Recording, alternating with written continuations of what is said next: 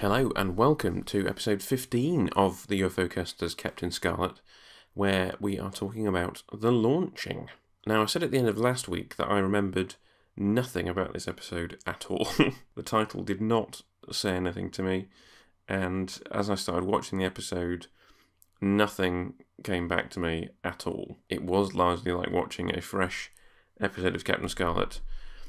I suspect possibly this is one of those episodes that I didn't see on, for me, original broadcast, which was the 1990s. I know there must have been the odd week that we missed. I certainly know that I didn't see the Inquisition first time round, and I suspect this is one of those ones that I didn't see as a kid, and therefore it just hasn't stuck on subsequent viewings of the DVD box set. But unlike last week, where having started to watch it, I was like, oh, okay, right, yes, I didn't remember much about this, but I now remember it. This one wasn't giving me anything at all. It's not to say it's unmemorable or a particularly bad episode. I think we're going to say it's a generally middling episode, but for whatever reason, didn't stick with me. In spite of the interestingly worded Mr. threat, which I did pick up on at the beginning. It's a very odd thing to say that you're going to destroy a person. And the fact that the episode is called The Launching, which suggests that there's going to be a launching in it at some point, which is relevant to the plot.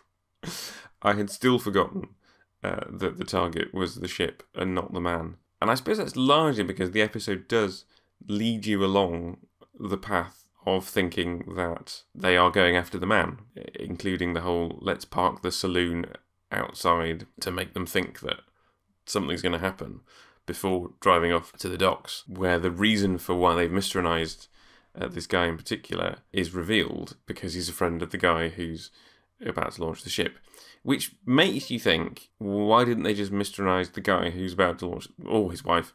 Why one of those two was not picked for the mistronization job? Because then it would have been much simpler and easier for them to accomplish their task, which again just goes back to my ongoing idea that the Mistrons are largely playing a game.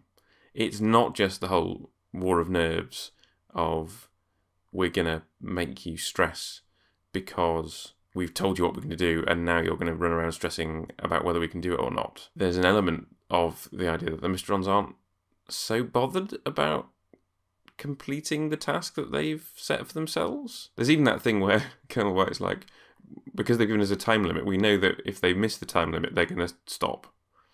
You know, which is very, well, it's very playful, I suppose. And as we increasingly see, the Mistrons are so powerful that they don't have to do what they're doing. If they really wanted to be avenged, they could do so in a much more direct fashion. They could not warn us what they're going to do. They could take over any number of people as sleeper agents, for example, and build up a concerted plan. But they don't. They play this game seemingly for fun. Which I don't have a complaint about that. It's just interesting that that's how things play out. And this episode in particular feels like that.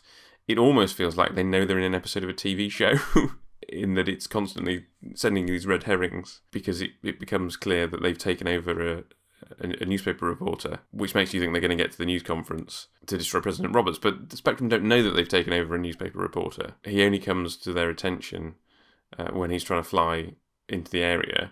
But once they've warned him off, they don't think about him anymore. So it's really for the viewer's benefit that we know who this guy is, which again is fine. I don't have a problem with with that.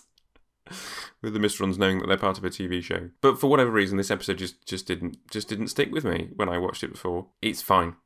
It's perfectly fine. And again, after several episodes of Captain Scarlet not being destroyed or blown up or killed in service of the goal, he gets thoroughly exploded this time and survives, much to the incredulity of people that don't know that he can do that. So I think that's about all I have to say about the launching. So we'll go on to our usual roster of things we're looking out for. So this is on both DVD and VHS much later in the run.